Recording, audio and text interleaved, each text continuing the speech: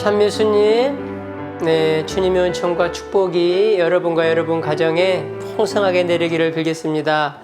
여러분, 이렇게 방송을 통해서 오랜만에 뵙게 됩니다. 만나 뵙게 돼서 반갑고 사랑합니다. 5월 성모성호를 보내고 있죠. 성모성호에 이렇게 맞춰서 오늘은 그 매듭을 푸신 성모님에 대해서 강의를 하려고 그럽니다. 이제 뒤에 보면은 매듭을 푸신 성모님의 이렇게 성화가 있습니다. 지금 화면에 나오죠. 이 성화에 대해서 이렇게 말씀을 드리려고 합니다. 먼저 강의 들어가기 전에 그러면 시작 기도로 매듭을 푸시는 성모님께 드리는 기도가 있어요. 그 기도를 바치고 강의하도록 하겠습니다. 성부와 성자와 성령의 이름으로 아멘. 곤경에 처한 자녀를 결코 외면하지 않으시며 도움과 보호와 은덕을 간청하는 자녀에게 도움의 손길을 결코 멈추지 않으시는 사랑의 어머니, 제게 연민의 눈길을 보여주시고 제 삶에 놓인 헝클어진 매듭을 보아주소서. 이 매듭 때문에 제가 어떠한 절망과 고통과 좌절을 겪고 있는지 어머니는 아시나이다. 자녀들의 삶에 놓인 매듭을 푸는 임무를 주님께로부터 받으신 어머니, 제 삶의 끈을 어머니의 손에 드리오니 이 매듭을 풀어주소서. 어머니의 아드님이시며 저의 구세주이신 주님께 전구해 주소서. 이 매듭을 풀어주시어 주님께 영광을 드리게 하소서. 어머니는 저의 희망, 근심하는 이의 위안, 약한 저를 위한 피신처, 슬픔의 치유자, 그리스도와 저를 갈라놓는 모든 것에서 구해주는 분이시니 제 간청에 귀를 기울이시어 이 매듭을 풀어주소서. 매듭을 푸시는 성모님, 저를 위하여 빌어주소서. 아멘. 성부와 성자와 성령의 이름으로 아멘. 네. 매듭을 푸시는 성모님께 드리는 기도는 두 가지 기도문이 있습니다. 첫 번째는 프란치스코 교황님의 기도문이 있고요. 두 번째는 방금 여러분들과 함께 바친 이 기도문이 있습니다. 여러분들이 마음에 와 닿는 이렇게 기도로 바치면 되겠어요. 뭐 두 가지 기도문을 다 바쳐도 상관은 없습니다.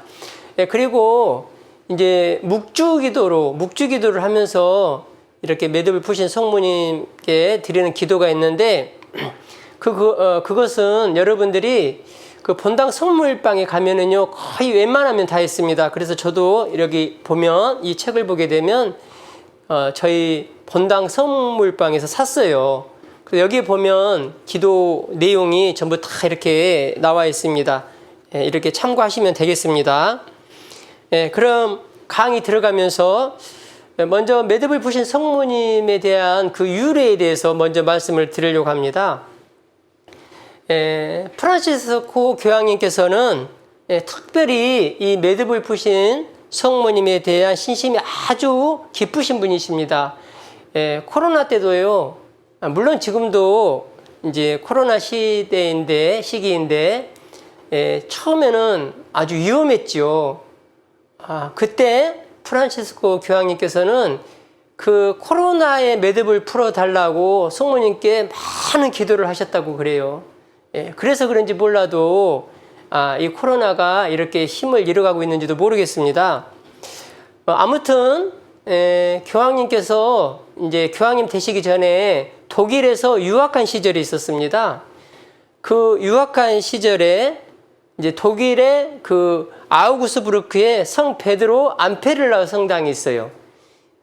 거기 성당에서 성모님의 이 그림과 함께, 그러니까 매듭을 푸신 성모님의 그림과 함께 또 성모님께 사신 그 이야기를 이제 접하게 됩니다. 그 이야기에 따르면 이래요. 어느 그 귀족 부부가 있었어요. 그런데 어느 날 이 귀족 부부가 심각한 이혼 위기에 이렇게 처하게 됩니다. 그래서 귀족 부부의 남편 이름이 볼프강이라는 분이었는데 이분이 그 당시 예수 회원인 야콥 렘 신부님을 만나게 돼요. 자, 이게 독일어이기 때문에 성당 이름도 독일어고 이름도 독일어이기 때문에 굉장히 발음하기 좀 힘들어요. 아무튼 이 신부님을 만납니다. 그 신부님을 만나서 지금 그 현재 위기에 처해 있는 자신의 문제에 대해서 이렇게 털어놨습니다. 그러니까 신부님이 그 혼인성사 때 사용했던 그 리본을 가지고 오라고 그럽니다. 결혼 리본을 가지고 오라고 그래요. 그래서 그 볼프강이 갖다 줬어요. 신부님께 갖다 주니까 그 리본을 들어 올리면서 그 혼인 때 맺었던 그 리본이 풀어지지 않도록 이렇게 성모님께 기도했어요. 이게 무슨 말이냐면 그 당시에 유럽에서는 이제 결혼을 하게 되면 그 리본 아시죠, 여러분? 그 리본. 근데 보통 이렇게 조그만 리본 말고 이제 결혼식이니까 큰 리본, 한 요만한 리본을 다 이렇게 아주 이쁘게 장식을 해서 혼인성사 때 그걸 축성을 받았다고 그래요. 그 축성받은 리본을 이제 자기 신혼방, 뭐 거실에다든가 아주 가장 중요한 장소에 이렇게 벽에다 이렇게 걸어놨다고 그럽니다. 왜냐하면 그 리본 가운데 보면 매듭이 이렇게 딱 묶여 있잖아요. 그러니까 그 혼인의 매듭이 풀리지 않도록 그 상징적인 의미로 그 리본을 축성받아서 이렇게 걸어놨다고 그래요. 그러니까 그걸 가지고 와서 신부님이 이제 기도했다는 것이죠. 그 위기에 처한 그 부부를 위해서. 자, 그 결과 어떻게 됐느냐. 그 이후에 사랑의 온기가 회복되었다. 감돌기 시작했다. 그리고 행복한 결혼 생활을 했다는 그런 이야기를 프란치스코 교황님이 접하게 되었습니다. 그러니까 저도 이제 생각을 해봤어요. 요즘에 많은 가정들이 깨지잖아요. 이렇게 갈라서고. 그리고 좀 우스갯소리지만 요즘에요 각방을 쓰는 부부가 그렇게 많대요. 여러분 그 혼인은요 이게 성사로 맺어진 겁니다. 그러니까 그 하느님이 맺은 것을 사람이 풀 수 없다. 이게 혼인 불가해소성입니다. 그런데 이렇게 각방을 많이 쓴다고 그래요. 이게 나쁘다는 게 아닙니다. 결코 나쁜 거 아니고 죄도 아니에요. 그렇게 해도 상관은 없어요. 그런데 제가 이렇게 묵상을 해보니까 일방적일 수가 있다. 왜냐하면 그 남편은 아내와 이렇게 잠을 자면서 도란도란 이야기도 하고 싶고 또 뭐 파스도 붙여달라고 하고도 싶고 또 등도 긁어달라고 하고도 싶은데 아내가 일방적으로 이렇게 방을 다른 곳에 쓰면 남편이 애정 결핍에 걸릴 수 있다는 겁니다. 그래서 이제 제가 이렇게 이제 이야기를 들어보니까요, 그럴 만도 하겠더라고요. 왜냐하면 나이 먹으면 이제 냄새가 난대요. 그리고 코도 골고 잠꼬대도 심하게 하고 그러니까 각방을 쓴다는 거예요. 아무튼 이렇게 요즘 그 우리 신자들도 각방을 쓰는 부부들이 굉장히 많이 있다. 그런데 이 방송을 보고 계신 여러분들 중에서 뭐 형제님이든 자매님이든 나는 다시 이렇게 합방을 하고 싶다. 그러면은 성모님께 기도하라는 겁니다. 각방을 쓰고 있는 그 매듭을 풀어달라고. 그러면 어떻게 되는가? 그 볼프강의 부부처럼 사랑이 감돌고 또 죽는 날까지 행복한 이렇게 부부 생활을 할 수가 있다. 자, 이게 좀 우스운 이야기지만 뼈가 있어요, 여러분. 어쨌든 훗날 그 볼프강의 아들과 손자가 자신의 집안에 있었던 일을 이렇게 가만히 생각을 해보니까 성모님께 너무 감사한 거예요. 왜 그러냐면 그 야콥 렘 신부님이 기도해서 다시 그 엄마 아빠가 또 할머니 할아버지가 손자 입장에서는 할머니 할아버지잖아요. 할머니 할아버지가 다시 그 위기에서 벗어났잖아요. 너무 감사한 거예요. 그래서 성모님께 이렇게 그림을 그려서 하나 봉헌하고 싶었습니다. 그래서 누가 가장 적합할까 고민하고 기대해 본 결과 아무래도 우리 가문을 잘 아는 화가였으면 좋겠다 하고 이제 섭외를 하기 시작했습니다. 섭외를 했는데 요한 멜키올 슈미트너라는 화가가 있었습니다. 그분이 그 당시에 자기 가문을 잘하는 화가였습니다. 그래서 그분이 매듭을 푸시는 성모님의 모습으로 잘 표현해서 이렇게 그린 거라고 그래요. 여기 상본에 있는 것처럼. 자, 그 이후에 이 성화를 그쪽 본당 사주로 사목했던 그 야콥 렘 신부님께서 그 성 베드로 안페를라 성당 제드2에 걸어놨다고 그래요. 그 결과 그 지역을 중심으로 매듭을 푸시는 성모님에 대한 신심이 생겨났다는 것입니다. 자, 이 내용을 프란치스코 교황님께서 독일 유학 시절에 접하게 되었다. 그래서 유학을 마치고 이제 아르헨티나로 돌아가실 때에 복사본을 가지고 가서 이 성화를 신자들에게 이제 알리면서 그 신심이 전 세계로 퍼져나가게 되었다는 겁니다. 자, 이것이 이 성화의 유래입니다. 자, 그런데 여기에서 한 가지 우리가 좀 주목해 봐야 할 부분이 있어요. 사실 이 매듭을 푸신 성모님은 프랑스 리옹에 이레네오 성인께서 처음으로 쓰신 것으로 알려졌다고 그래요. 무슨 말이냐면 이 그림을 그렸다는 것이 아니고, 그림은 아까 요한 멜키올 슈미트너 화가가 그린 것이고, 이레네오 성인께서 처음으로 글로 쓰셨다. 그분의 저서를 보게 되면 이단 반박이라는 책이 있습니다. 거기에 이렇게 쓰여 있다고 그래요. 하와의 불순종으로 생긴 매듭이 성모님의 순종으로 풀렸다. 자, 이렇게 써 있다고 합니다. 여러분, 이 무슨 말씀인지 아시겠죠? 대략. 자, 에덴 동산에서 아담과 하와가 행복하게 살고 있었는데 하느님께서 따먹지 말라고 한 그 선악과 열매를 따먹고 죄가 들어왔고 죽음이 들어왔잖아요. 그러니까 그 열매를 따먹고 죄라는 매듭이 생기게 되었고 죽음이라는 매듭이 생기게 된 것이죠. 그 결과 전 인류에게 그 죽음이 미치게 된 것입니다. 그런데 성모님은 제2의 화라고 그래요. 성모님을.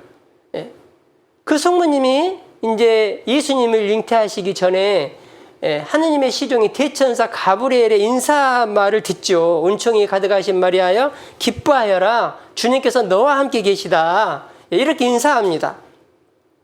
그래서 이제 천사가 쭉 설명을 하죠. 아이를 낳을 터인데 예수라 하여라. 제가 남자를 알지 못하는데 어떻게 그런 일이 있을 수 있겠습니까? 그랬을 때 성령으로 그 일이 이루어지게 된다라고 이렇게 알려줍니다. 바로 그때 성모님께서 루카복음 1장 38절에서 이렇게 말씀을 하시죠. 보십시오. 저는 주님의 종입니다. 말씀하신 대로 저에게 이루어지기를 바랍니다. 자, 이렇게 이해했을 때, 순종했을 때 전 인류에게 미쳤던 죽음이라는 그 매듭이 풀리게 됐다는 것입니다. 여기에 대해서요, 여러분, 재밌는 이야기가 좀 있어요. 제가 예전에 이렇게 읽었던 내용인데, 제가 지금 기억이 잘 안 납니다. 어떤 성인께서 이렇게 말씀하신 부분이 있어요. 이제 예수님 잉태 소식을 이렇게 알리러 왔잖아요. 그 대천사 가브리엘이. 그러면 이제 우리 인간 구원을 하기 위해서는 그 하느님과 동등한 분이 이 세상에 오셔야 됩니다. 그러니까 그분이 예수 그리스도이시죠. 그분이 인간으로 오셔야 되는 거예요. 인간이 죄를 지었기 때문에 인간을 대신해서 죽어줘야 되는 거거든요. 그래야 우리 죄가 씻어지는 거거든요. 그래서 인간의 그 협조를 구해야 되는데 그 협조 대상자가 누구였느냐? 마리아였다. 그래서 마리아에게 이렇게 탁 와서 이제 그 예수님의 잉태 소식을 이렇게 알리는 거예요. 근데 여러분, 그 책에서 이런 대목이 있어요. 그 대천사 가브리엘이 성모님께 하느님께서 하시고자 하신 일을 이렇게 탁 알릴 때, 그때 이 우주가 숨을 죽이듯이 조용해졌다. 그리고 하늘에 있는 천상군단 천사들도 조용했다. 그리고 하느님까지도 조용하셨다. 왜요? 그 마리아의 입만 바라보고 있는 거예요. 입만. 그러면서 천사들이 그랬대요. 마리아, 말해요. 빨리 예라고 말해요. 빨리 예라고 말하세요. 왜요? 예라고 말을 해야 인류 구원이 시작되는 거잖아요. 그러니까 그 성모님의 마리아의 입만 모든 천사들, 하늘의 시민, 하느님조차도 또 이 우주의 모든 피조물들도 숨을 죽이고 마리아의 그 입만 바라보고 있었다.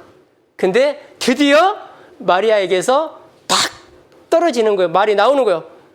보십시오. 저는 주님의 종입니다. 말씀하신 대로 저에게 이루어지기를 바랍니다.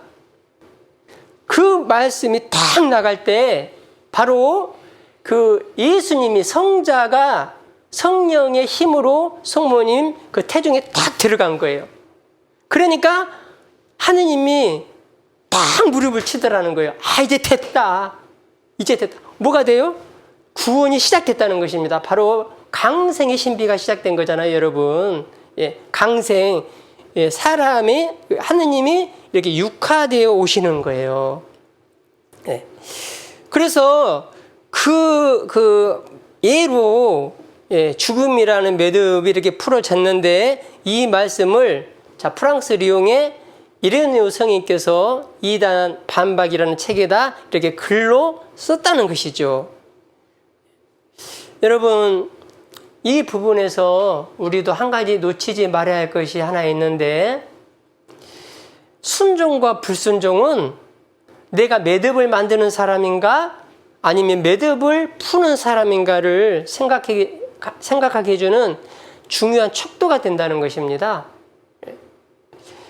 우리가 기도를 해서 성모님의 도움으로 매듭을 풀 수도 있어요. 그렇지만 내가 불순종을 하면 나는 또 매듭을 묶는 사람이 된다는 것입니다. 그래서 교회에서도 그러고 공동체에서도 그러고 가정에서도 그럴 수 있다는 거예요. 지금은 젊은 부부들은 어떤지 모르겠어요. 근데 저희 나이 때만 하더라도요, 이제 남편들이 이렇게 일하고 오면 아내에게 이제 그런 부탁들을 많이 했어요. 그 술상을 좀 봐달라고. 그래서 어떤 남편이 그랬대요. 미리 전화를 해서 오늘 삼겹살에다가 소주 한 잔 마시고 먹고 싶다고, 소주 한 잔 이렇게 마시고 싶다고 이렇게 전화를 미리 했대요. 그러니까 이제 아내가 귀찮은 거예요. 그거 해주기가. 그러니까 집에 오니까 아내가 그러는 거예요. 자기는 뭐가 하고 나 그렇게 먹고 싶냐고, 먹고 싶은 게 많냐고. 왜냐하면 그 술을 늘 이렇게 먹고 오니까 남편이. 근데 그 나이 먹으면은요, 여러분, 힘든 일을 하잖아요. 그러면 알코올이 땡겨요, 이게. 이제 저도 이제 그 제조업을 하거든요. 근데 예전에 이제 그 성령 세미나 받고 이렇게 술을 끊었어요. 술을 끊었는데 지금은 이제 저희 아이들이 이렇게 이제 성인이 됐습니다. 그러니까 가끔 저희 아이들하고 이렇게 술을 한 잔씩 합니다. 근데 저도 가끔 그 힘들게 일할 때는요, 이렇게 알코올이 조금씩 땡길 때가 있어요. 그러니까 시골 같은 데서 이제 그 밭에서 일하고 논에서 일하시는 그 어르신들이 이렇게 막걸리 사다 드시고 막 그러는 거예요. 그러니까 그분도 아주 힘든 노동 일을 하셨나 봐요. 그러니까 이제 아내에게 그렇게 말을 한 거죠. 삼겹살에 소주 한 잔 마시고 싶다. 그런데 아내가 귀찮아서 이제 그 불평이 나오는 거죠. 그냥 쿨하게 해주면 좋은데 불평이 나오는 거예요. 그럼 어떻게 된다? 그 가정에 매듭이 생긴다. 근데 여러분, 그 아내 된 분들은요, 이렇게 잘 생각을 해봐야 돼요. 남편들이 자존심이 좀 세요. 그러니까 그 술을 좀 아내하고 먹고 싶다는 이야기는 물론 알코올이 땡길 수도 있지만, 또 반면에 아내로부터 배려하는 말을 좀 듣고 싶어 하는 거예요. 또 위로받고 싶은 말을 듣고 싶어 하는 거예요, 남편이.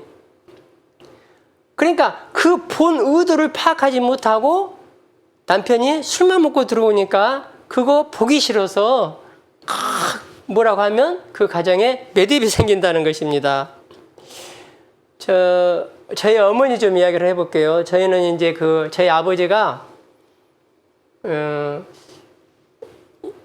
예전 지금으로 말하면 예전에 좀 그렇게 하셨는데 약간 학자 비슷하신 분이 학자였어요. 학자. 그러니까 제가 아주 어렸을 때 뭐 5살, 6살 그쯤에 이제 서당 약간 비슷하게 집에서 이렇게 동네 그 형들 누나들 데려다가 한글도 가르치고 한문도 가르쳤어요.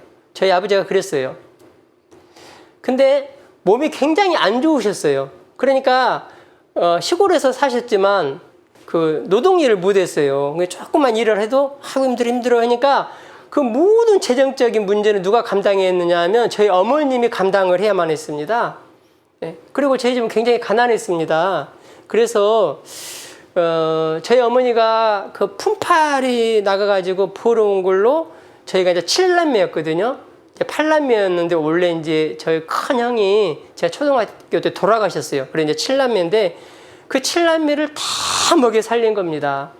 근데 이제 저희 아버님이 이렇게 이제 그 아이들을 가르쳤어도 그 당시에는 고작 해야 추수 때 콩 한 대박, 보리 한 대박, 예, 이게 고작이었어요.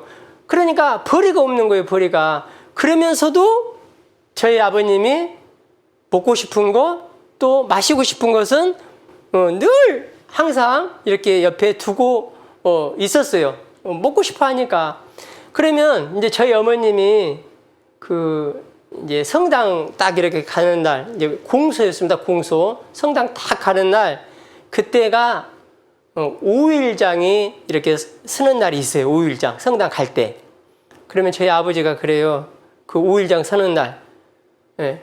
그 당시에는 이제 시골에서 대코를 불렀어요. 대코. 그러면 저희 어머님이 나주댁이에요. 나주댁. 제 아버님이 나주 양반이고. 그러면은 여보도 아니요. 제 아버지가 하는 말이 어이 나주댁 이렇게 불러요. 그러면 제 어머님이 벌써 느낌이 안 좋아. 제가 보면 저도 같이 이제 이렇게 공서를 가야 되는데 벌써 느낌이 안 좋아요. 싹 쳐다봐요. 그러면서 그래 어이 나주댁 오늘 저기 성당 갔다 오면서 시장에서 동태 한 마리만 사오소 그래요. 제 아버님이. 그러면 저희 어머니가 저희 아버지를 싹 쳐다보는데 전 흉내도 안 돼요. 쳐다보는데 이 눈에 그냥 까만 그 눈동자가 없어. 다 하얀 자야 그냥 쫙 쳐다보는 거예요. 이게 나와요. 내 눈이 딱 이렇게 쳐다보는 거야. 그게 얼마나 날카롭게 보는지 몰라요. 그러면서 그래요. 이제 당신이라고 사지도 않아요. 저희 어머님이. 집에는 뭐가 그렇게 먹고 싶소 그래요. 근데 그 끝에 악센트가 붙어. 저희 어머니 하시는 말 보면 악센트가. 그러니까 화가 이빨 난 거야. 왜? 남편이 벌이도 없는데 맨날 술 사달라 또 먹고 싶은 거 사와라 이렇게 하니까 모든 재정을 엄마가 책임지고 있는데 또 뭐 사올라고 하니까 이제 화가 이빨이 난 거예요. 그래서 끝에 악센트가 들어가요. 집에는 뭐가 그렇게 먹고 싶소 그래요. 저희 어머님이. 그러면 어떻게 된다고요? 그 부부간에 매듭이 생긴다. 매듭. 그 가정에 매듭이 생긴다. 예. 그런데 이제 저희 아버님이 좀 후인이에요. 그래서 그러면 그만두소 그래요. 또 예. 이게 제가 전라도거든요. 전라도 사투리예요. 그러면 그만두소 그러면 저희 어머님이 그렇게 하면서도 또 동태를 사와요. 사가지고 와서 또 동태탕을 해줘요. 예. 아무튼 서로 순종하면서 섬기면서 살아야 된다는 것이죠. 그래야 매듭이 생기지 않는다. 또 반대로 요즘에는 이제 맞벌이 부부들이 많아요. 이제 연세가 드셔서도 맞벌이를 해요. 그 아내가 힘들어서 이제 직장 갔다 와서 녹초가 돼가지고 그냥 소파에 앉았는데 남편이 들어왔어요. 저녁을 해야 되는데 저녁을 안고 있으니까 남편이 저녁 안 하고 뭐 하고 있어? 그러면 나 힘들어 죽겠어. 당신 좀 도와주면 안 돼? 그러면 그 남편들이 하는 말이 좀 멋이 없어요. 요즘에 보면은 나는 자기보다 더 힘들어 죽겠네 이 사람아. 실제로 그런데 실제로. 그러면 어떻게 돼요? 그 가정에 매듭이 생긴다는 것입니다. 여러분, 우리가 가정 생활을 하면서, 특별히 가정 생활을 하면서 많은 가정에 이렇게 그 어떤 사랑이 식어가고 있는데, 부부간의 사랑이 식어가고 있는데, 그 매듭이 생기지 않으려면 성모님처럼 겸손한 모습으로 서로 배우자에게 대하고 또 섬겨야 됩니다. 순종해야 됩니다. 그래서 성모님의 그 덕을 우리가 본받아야 돼요. 성모님께서 이렇게 말씀하셨죠. 보십시오. 저는 주님의 종입니다. 말씀하신 대로 저에게 이루어지기를 바랍니다. 자, 여러분들이 이렇게 한번 해보세요. 남편이 시키든가 아내가 시키든가. 그럼 이렇게 해요. 보십시오. 저는 당신의 종입니다. 지금 말씀하신 대로 제가 거행하겠습니다. 예. 이러면 부부간에 매듭은 없다.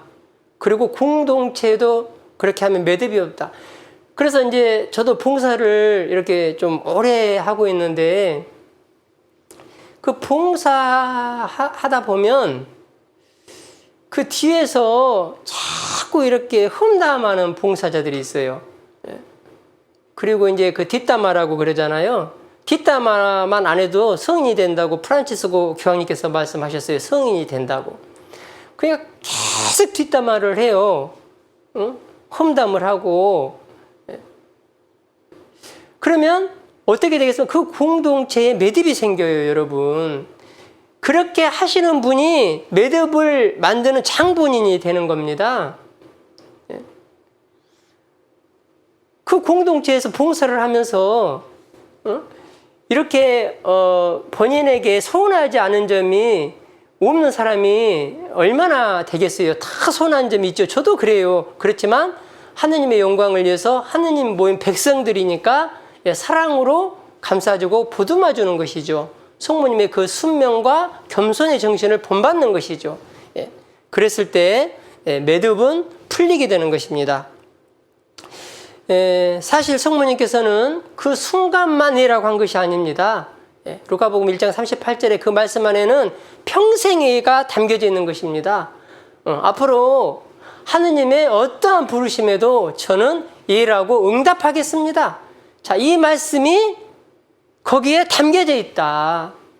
그러니까 우리도 자, 지금 가정의 달이잖아요, 여러분. 성모성월이고 그 부부 관계에 있어서 평생애로 대답해야 되는 것입니다. 솔직히요, 우리가 혼인성사 때 평생애로 대답한 거예요. 혼인 그 성사를 맺으면서 괴로울 때나 슬플 때나 기쁠 때나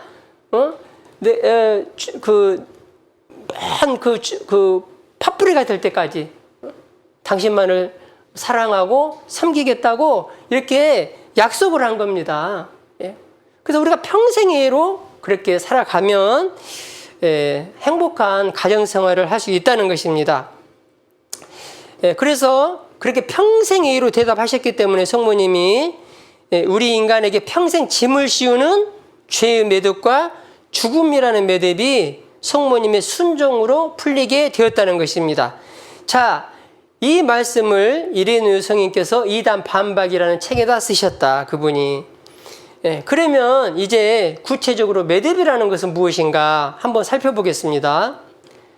매듭이라는 것은 쉽게 말씀드리면 풀리지 않은 모든 문제를 말합니다. 내가 정신적으로든 또 육체적으로든 우리를 힘들게 하고 아프게 하는 것. 자, 이런 것들이 매듭이에요. 자, 여러분, 이 방송을 보면서 여러분들의 그런 매듭이 있다면 성모님께 다 봉헌하세요. 다 봉헌하시기 바랍니다. 하나하나 열거를 해도 돼요. 다 봉헌하세요. 여러분들이 힘들고 고통스럽고 또 아파하는 거 그거 다 봉헌하시기 바랍니다. 이게 다 매듭들이니까. 자, 더 구체적으로 말씀드리면 그것이 부부 사이의 불화일 수도 있고 또 형제자매 간의 다툼일 수도 있고 또 인간관계 안에 그 갈등일 수도 있어요. 또 온갖 질병, 분노, 슬픔, 절망, 외로움, 두려움, 악습, 죄책감, 중독 이런 것들이 매듭입니다. 자, 그러면 이걸 방치해 놓으면 왜 위험한가? 예, 우리 영혼을 피폐하게 만든다. 이걸 방치해 놓으면. 그리고 우리의 몸과 정신과 영혼을 짓누르고 망가뜨립니다. 예, 이 매듭들이. 그래서 나에게서 기쁨을 앗아가요. 그리고 또 평화도 앗아갑니다. 그래서 좌절과 절망에 빠지게 만듭니다. 그리고 결국에는 하느님께로부터 멀어지게 만들어버립니다. 이 매듭들이. 예, 그래서 우리가 이것을 그냥 우습게 넘어갈 일이 아니고 이 매듭을 푸신 성모님께 끊임없이 기도하라는 거예요. 한 가지씩 봉헌하면서. 그래서 왜 제가 이 매듭을 푸신 성모님의 강의를 하게 됐는지 저도 잘 모르겠어요. 아무튼 제가 잠깐 이런 묵상을 해본 거예요. 이제 몇 년 전에요. 그 어떤 우리 봉사자가, 그러니까 성령 봉사자 어떤 자매님이 저에게 어떤 선물을 주셨어요. 그래서 이제 제가 집에 가서 이제 그 선물을 뜯어보니까, 포장지를 뜯어보니까 매듭을 푸신 성모님의 성화였습니다. 요만한 액자였어요. 요만한 액자. 그래서 저는 그 성모님을 제가 기도하는 장소에다가 잘 모셔놓고 이제 그때부터 공경하기 시작했습니다. 그러면서 이 매듭을 푸신 성모님을 바라보면서 기도했어요, 제가. 그런데 그때 제 느낌이 이제 그 성화를 받고 이렇게 기도하는 장소에다 모셔놓고 이렇게 공경하는데 그때 제 느낌이 뭔가가 있을 것 같은 느낌이 드는 거예요. 그런데 1년이 지나고 2년이 지나도 제 느낌과는 상관없이 아무런 일도 안 일어나는 거예요. 그래서 그냥 잘 모셔놓고 공경했는데 갑자기 한 2달 전에요. 이제 저희 수원교구 어느 지구 회장님께로부터 전화가 왔어요. 저에게 전화가 왔는데 그 성모신심 세미나를 하는데 매듭을 푸신 성모님에 대한 강의를 해달라는 거예요, 저한테. 그때 갑자기 이게 뭐야? 그때 제 그동안에 이렇게 막혀있던 그 퍼즐이 조금씩 맞춰지는 겁니다. 왜 이 매듭을 푸신 성모님께서 저에게 오셨는가? 사실 저는 이 성화를요 그 전부터 많이 봤어요. 그리고 제가 이제 뭐 이렇게 강의를 가도 받고 또 다른 가정집에 가도 이렇게 걸려있는 집도 있었고 그래서 많이 이렇게 성물 보급소 가도 받고 그래서 저는 이제 참 성화가 독특하게 생겼다 이렇게만 생각을 했지 그냥 눈길을 주지 않았어요, 별로. 그리고 전혀 별로 관심이 없었어요. 그러니까 성모님이 제가 눈길도 주지 않고 관심도 주지 않으니까 셈이 나셨던 것 같아요, 성모님이. 그래서 그러신 것 같아. 이건 제 생각이에요. 그러신 것 같아. 내가 너를 쓰려고 그러는데 이 성화에 대해서 알리려고 하는데 네가 눈길도 주지 않고 관심도 없으니까 이 성화에 관심이 있는 그 봉사자를 통해서 내가 너에게 갔다. 그러신 것 같아요. 그래서 이 성모님이 이제 저희 가정에 오셨으니까, 저에게 오셨으니까 이제 어떻게 해요?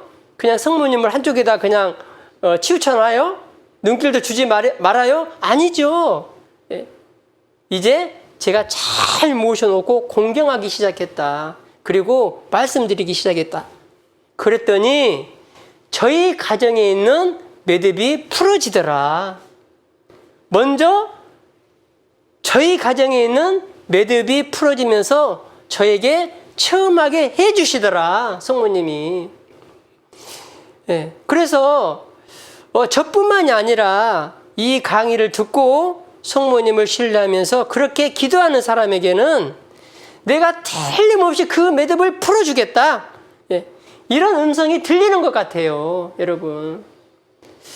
여러분, 그래서 오늘부터 저는 이미 몇 년 전부터 했지만 여러분들 이제 잘 모르신 분들은 오늘부터 한번 기도해 보시기 바랍니다.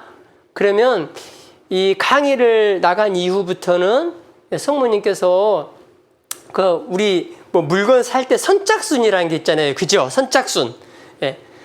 이제 강의가 딱 나가면은 성모님께서 하신다는 것을 분명히 보여줄 거예요. 그러니까 선착순으로, 자, 성모님 몇 명이요? 500명이래, 500명. 500명의 기도를 그냥 들어줄 거래요, 우리 성모님이. 그러니까 예전에는 묵주기도 한 1년을 했었을 때 기도 들어줬다면, 한 번 하면 들어주신다고요. 한 번 하면 들어주신다네. 그 매듭을 풀어주신대요. 자, 이제 체험하시기 바랍니다. 제가 먼저 체험을 했으니까요, 제가. 그래서 이제 제가 그 매듭이 풀렸던 것을 잠깐 이렇게 소개를 좀 하려고 그럽니다. 여러분들도 아다시피 이제 저는 아이들이 많아요. 그죠? 그래서 이제 첫째 딸은, 자기가 직장을 잡아서 갔고요. 이제 둘째 딸은 그 가수가 꿈이었는데 이 아이가 이제 아이돌이 꿈이었습니다. 아이돌. 그래서 그 꿈을 이루기 위해서 정말 노력을 많이 했어요. 제가 봐도요, 정말 노력을 많이 해요. 아주 노력파예요, 얘는. 그래서 그 소속사 이렇게 다니면서도요, 이제 그 소속사에서 잠자는 곳을 마련해 주기 전까지는 그냥 매일같이 서울로 다니면서, 여기가 안양이니까 밤 12시, 1시 이렇게 들어왔었어요. 그러면서도 피곤하지 않고 기쁜 마음으로 이렇게 다녔습니다. 그랬는데 이제 그 아이돌 준비를 이제 한참 해나가고 있었고, 그리고 이제 데뷔를 할 수 있는 그 시기가 임박했어. 그래서 이제 딱 하려고 그러는데 그때 뭐가 왔느냐, 코로나가 와버린 거예요. 코로나. 그러니까 저도 그러고 이 아이도 그러고 우리 딸도 그러고 제 딸도 그러고, 코로나가 왔으니까 모든 것이 다 좌절돼 버렸잖아요. 그때는 처음에는 내노라는 그 가수들도 전부 다 스톱이 됐잖아요. 그런데 이제 데뷔할 수가 없어요. 방송에 나갈 수가 없는 거예요. 그러니까 이제 저희 딸에게 슬럼프가 왔어요. 그리고 저는 이제 아이들을 이렇게 기도로 키웠고, 그 아빠가 하느님께로부터 받은 그 체험 이야기를 많이 이야기해주면서, 하느님 이야기를 해주면서 이렇게 키웠습니다. 그러니까 아빠처럼 살면 아이들도 다 잘 될 거라고 믿어왔어요. 그런데 아빠 인생과 본인의 인생이 다른 거죠. 아빠는 그렇게 잘 풀렸는데 왜 나는 안 되냐 이거예요. 그때 너무나 힘들었어요, 여러분. 그때 이제 제가 제 그 딸에게 해준 이야기가 뭐였느냐 하면, 딸이 아네스야, 아빠 생각은 아마도 네가 아이돌이 아니기를 바라는 마음일 수도 있어, 하느님이. 그러면 네가 솔로도 데뷔할 수 있잖아. 이제 이렇게 말을 해줬어요. 그래도 너무나 그 상심이 컸기 때문에 아빠 그 말이 귀에 안 들어오죠. 아무튼 많은 영적 대화를 했습니다. 그 대화를 할 수밖에 없어요. 그렇게 이제 힘들어할 때는 아이들이 아빠하고 대화를 해요. 이렇게 영적 대화를 많이 한 거죠. 간신히 이제 이렇게 듣고 일어났습니다. 그랬는데 이제 코로나가 이제 이렇게 끝나가고 있잖아요. 지금 끝나가고 있잖아요. 이렇게 끝나갈 쯤에 다른 소속사로 이렇게 옮기게 되었습니다. 딸이 이렇게 옮기게 되었는데, 그때 그 소속사에 잘 들어가서 제가 이렇게 묵상한 대로, 생각한 대로 그 딸 아이가 솔로로 이렇게 데뷔를 하게 됐어요. 그래서 이제 작년에 그 SBS 드라마인데, 드라마 이름 말하기는 좀 그러고요. 거기 드라마의 OST로 이렇게 데뷔를 하게 된 것입니다. 그래서 지금 열심히 준비하고 있어요. 그리고 지금 이번에도 이제 요즘에 지금 그 드라마 나오고 있죠. 그 SBS에서 아무튼 그 드라마 이야기를 해야 될지 안 해야 될지 모르겠지만 거기에 OST로 또 이렇게 딸이 나오게 됐어요. 그러니까 그 딸을 위해서 제가 성모님께 얼마나 많은 기도를 했는지 몰라요. 이 딸 아이의 그 가수 길이 딱 막힌 그 매듭을 풀어달라고 성모님께 기도했다. 이 매듭을 푸신 성모님께. 여러분, 성모님이 또 예수님이 우리 등 뒤에서 딱 버텨주고 있습니다. 절대로 실망할 것이 없습니다. 실망할 것이 없다. 왜냐하면 그 하느님 때가 있어요. 뭐든지 하느님 때가 있어요. 그때는 하느님 때가 아니었던 거예요. 이 아이가 혹시라도 그 아이들이 되었을 때 안 좋은 쪽으로 빠질 수도 있으니까 하느님 보시기에 이렇게 솔로로 데뷔 해줄 수도 있었다는 것이죠. 그래서 아이들을 이렇게 그 진로에 있어서 여러분들이 걱정, 근심하지 말고 성모님께 기도하라는 것입니다. 매듭을 푸신 성모님께 기도하라는 것입니다. 그러면 선착순 아까 몇 명이라고요? 500명. 예. 근데 500명은 넘게 볼 거니까 어떻게 성모님 한 2,000명은 이거 강의 들을 것 같은데 그 2,000명 좋아. 2,000명. 2,000명. 예. 오늘 낙찰된 겁니다. 2,000명. 예. 예. 그 위에 바치는 사람도 들어주겠지만 성모님께 꾸준히 기도하는 것이 중요하다는 것이죠. 예. 그리고 이제 셋째 딸은 이제 그 경찰이 되는 게 꿈이었습니다. 이 아이가.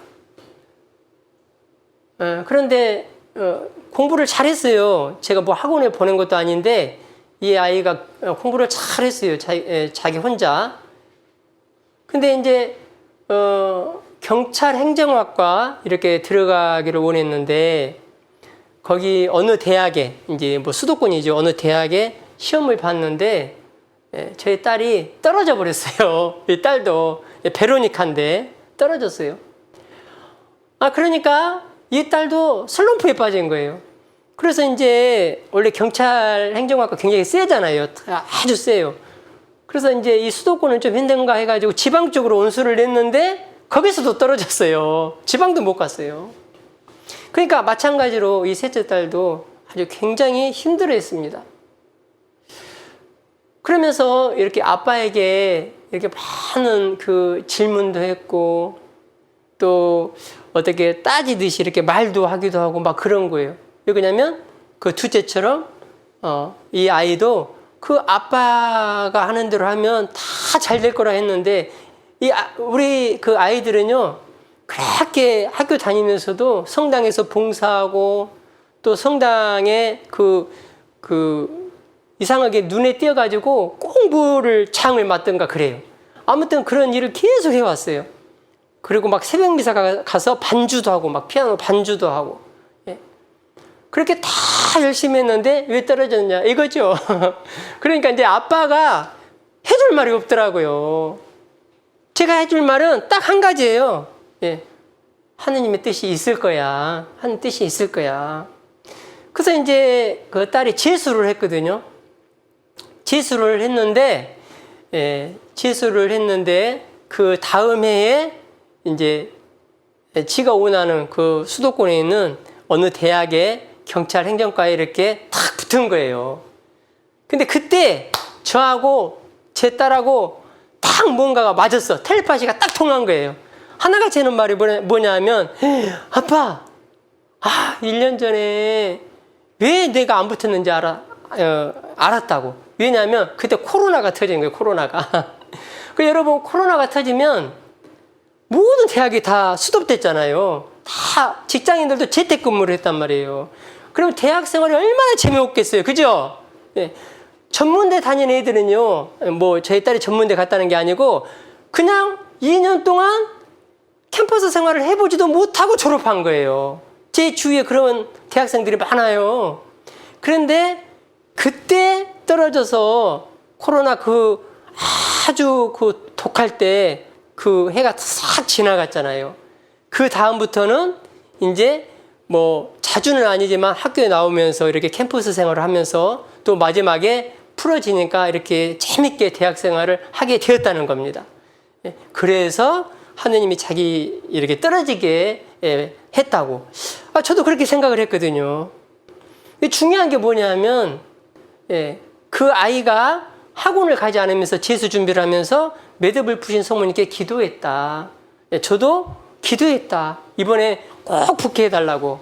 그랬더니 성모님이 그 대학에 들어가도록 이렇게 매듭을 풀어주셨다는 겁니다. 여러분,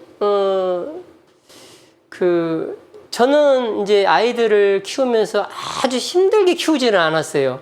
그러니까, 저희 그 옆에 주위에 보면 또 성당 이렇게 그 친구들 주위에 보면은 학원을 아주 많이 보내더라고요. 기본 막 2개, 3개를 보내요. 그렇게 공부하는데도 그 인서울을 잘 못 가요. 제가 보니까. 그런데 저는 그 아이들에게 신앙을 가르치면서 이렇게 공부하고자 하는 아이는 나는 가르치고 또 하기 싫으면 나는 안 가르친다 이렇게 딱 공표를 해놓으니까 공부할 아이들은 지네들이 알아서 해요. 그냥 학원 안 보내도. 그런데도 성모님의 도움으로 이렇게 다 붙더라, 다 들어가더라, 풀리더라. 예? 그래서 여러분 지금부터라도 여러분들의 진로를, 자녀들의 진로를 위해서 꾸준히 기도하셔야 됩니다. 저는 그 아이들이 많기 때문에 항상 아이들의 진로를 위해서 기도합니다. 첫째, 둘째, 셋째 이렇게 자리가 잡혔어요. 그러면 넷째, 다섯째, 여섯째가 있잖아요. 또 아직도. 그래서 계속 매듭을 푸신 성모님께 기도해요. 그 아이들의 진로 그 길을 열어달라고. 예. 그런데 참 신기하게 그 성모님이 그 아이들의 그 진로를 다 이렇게 열어주신다는 것을 제가 온몸으로 느낄 수가 있어요. 무슨 말이냐면 저는 잘 느끼지를 모르니까 잘 몰랐는데 그 주위의 사람들 보면은 그 아이들이 그 진로를 정하기 위해서 굉장히 힘들었는데요. 부모님들이 갈팡질팡 또 이거 했다가 안 하고 또 다른 거 하고 또 대학도 이 대학 들어갔다가 다시 그 대학 그만두고 다른 데 또 들어가고 굉장히 힘들대요, 이게. 근데 저는 이제 이 매듭을 푸신 성모님을 모셔놓고 공경하면서 아이들의 진로를 위해서 계속 기도했는데 목표가 확실하게 딱 정해져요, 아이들이. 저희가 정해준 것이 아니라 아빠 나는 이거 할 거야. 나는 이거 할 거야. 그러면 그 목표를 가지고 아이들이 가는 거예요. 그런데 그 목표가 빨리 정해지니까 저는 너무 마음이 가벼워요. 제 안에도 가볍고. 여러분 처음으로 이제 이 매듭을 푸신 성모님에 대해서 강의를 들으신 분들 있을 거예요. 그러니까 이제 죽기 살기로 기도를 하셔야 돼요, 여러분들이. 성모님께. 그러면 성모님께서 그 길을 열어줄 거라는 것입니다. 여러분 여기 매듭을 푸신 성모님의 상본을 보게 되면은요, 한번 비춰줘 보세요. 자, 여기 왼쪽에는 이렇게 매듭이 풀려 있어요, 여러분. 그죠? 매듭이 풀려 있어요. 그리고 오른쪽에는 매듭이 이렇게 묶여 있어요. 아직도 매듭이. 그리고 이 매듭을 천사님들이 이렇게 받치고 있어요. 받치고 있어요. 그러면 이 풀린 매듭은 뭐냐면, 자, 저나 여러분들이 기도했을 때 성모님께서 이렇게 매듭을 풀어주신다는 것을 이렇게 암시하고 있는 것입니다. 그리고 또 우리가 기도를 하고 있지만 아직도 묶인 매듭들이 이렇게 많이 있다. 우리 가정에 있을 수도 있고 우리 개인으로도 있을 수 있고 또 공동체에서도 있을 수 있고 사회에서도 있을 수 있다는 겁니다. 그렇지만 여러분 계속 기도를 하니까 어떻게 돼요? 이 매듭이 꽉 조여진 매듭이 아니라 지금 헐거워져 있어요. 그죠? 야, 이렇게 헐거워져 있으면 우리도 어떤 그 실타리 같은 거 꽉 묶여 있으면 못 풀잖아요. 근데 약간 헐거워져 있으면은 그 매듭을 우리도 풀 수 있잖아요.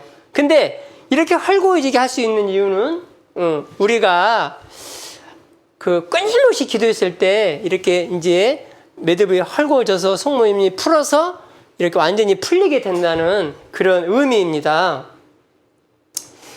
그래서 이 천사들이 성모님 주위에서 이렇게 받쳐주고 이렇게 다 있는 것입니다. 여러분 여기 잘 아시겠죠? 저는 지금도 매듭을 푸신 성모님에 대한 기도를 꾸준히 하고 있고, 또 여러분들도 지금부터라도 이렇게 한번 해봤으면 좋겠습니다. 분명히 어떤 그 매듭이 풀린다라는 것을 여러분들이 체험하게 될 것입니다. 처음에 제가 여러분들에게 소개를 했지만 다시 한번 소개를 하도록 하겠습니다. 성물 보고서 가면은요, 웬만한 성물 보고서 본당에 가면 이 매듭을 푸신 성모님에 대한 책자가 있어요. 아주 조그만한데 이렇게 책자가 있어요. 이 책자를 보시고 여러분들이 기도하면 좋겠습니다. 여기에 보면은 프란치스코 교황님의 기도문도 있고, 처음에 제가 여러분들에게 드렸던 그 기도문도 있습니다. 그리고 묵주로 기도하는 방법도 여기에 다 나와 있습니다. 그리고 책이 이 한 권만 있는 게 아니라 또 그 자녀들을 위한 그 책도 있어요. 그거 보면 그 내용이 아주 이렇게 촘촘히 짜여져 있습니다. 우리 자녀에게 어떤 문제가 있는지 거기 예로 이렇게 나와 있어요. 그걸 참고로 해서 기도를 해도 되겠습니다. 여러분 오늘 이렇게 1시간 동안 여러분들과 함께 매듭을 푸신 성모님에 대해서 이렇게 강의를 했습니다. 5월 한 달 동안 성모성을 잘 보내시고, 또 성모님의 따뜻한 그런 사랑을 느끼고 받으면서 살아가면서, 또 열심히 기도해서 여러분 안에 있는 매듭들이 풀리는 그런 삶을 살면서 행복한 신앙생활 하시는 여러분들이 되시기를 바라겠습니다. 감사합니다. 사랑합니다.